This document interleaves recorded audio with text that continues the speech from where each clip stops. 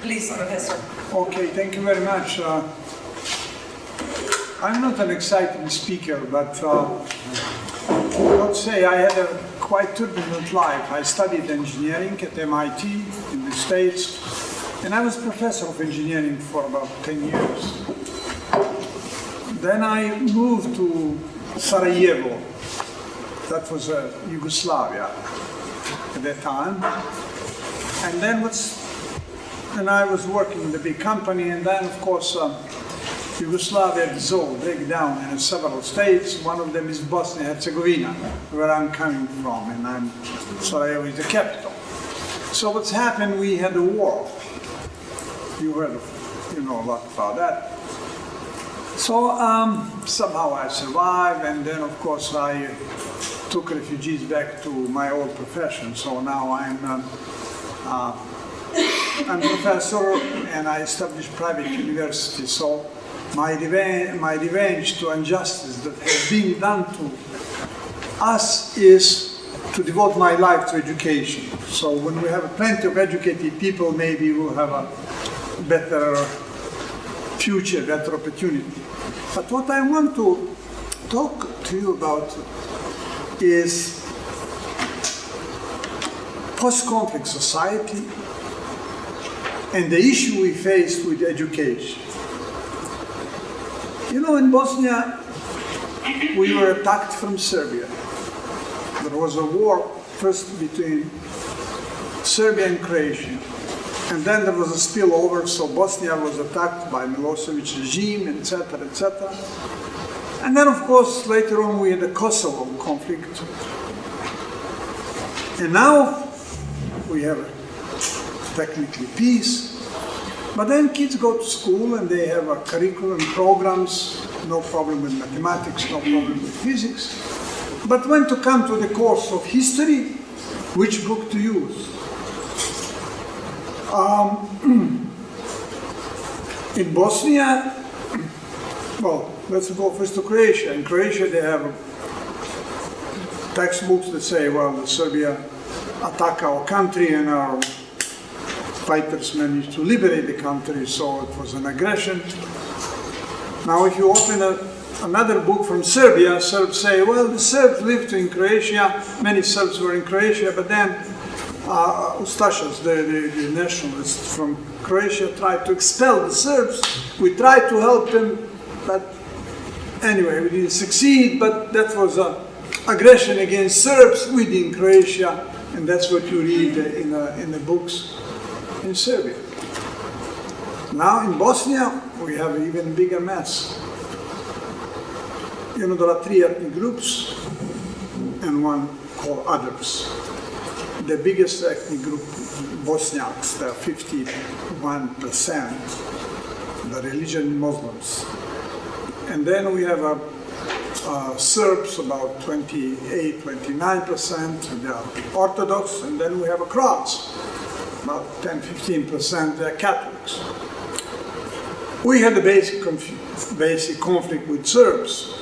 So in a part of Bosnia where Serb dominated, they say we were fighting a war to defend our homes and to prevent Bosnia from becoming totally Islamic state. If you read books prepared by the Bosniaks, they say we were attacked by Serbia, and then of course Serb nationalists in Bosnia joined them. They committed a genocide in Srebrenica and other places. So that's our history. Croats have something between, and then we say, hey, what can we have a common textbook? What's happened? Who's going to prepare that textbook? You read many articles in the newspapers, what's happened here and then say, how about journalists? Could they sit down and prepare common textbooks about the history? What's happened in the last 10, 15 years, well, 25 years. People say, yes, but we also have some file. There is an international tribunal for former Yugoslavia, The Hague, So they prosecuted some people, so we learn what's happened in that period. But the Serbs say, forget about that. That was designed against Serbs. No justice there. Russians say similar things. So all of you know that the genocide happened in Srebrenica. And then there was an idea not to deny the genocide. So the Security Council, well, initiated by the British representative, decided to pass a resolution against denial of genocide in Srebrenica. Everybody voted up, but then the Russian representative killed the show. He said, no, we Russians don't accept that, so he voted against. And somebody asked me, how come you Russians, how come you are not as sensitive? You know what's happened in Srebrenica? And somebody was joking, saying, Stalin killed 2 million people, but you never called genocide. So it's not an issue. It's too sorry, 8,000 people died in 1 or 2 days. But so you can see now that even international politics is messing around and preventing us to have some kind of a common lesson on history in that period in former Yugoslavia. Now, how to proceed? NGO organizations are nice but not that strong to come up with somehow to explain explanations, and maybe the BBC made a story, Breakdown of Yugoslavia, which is still considered probably the most relevant piece of work. So we play that series to kids. Sometimes it's used in the court when they prosecute someone.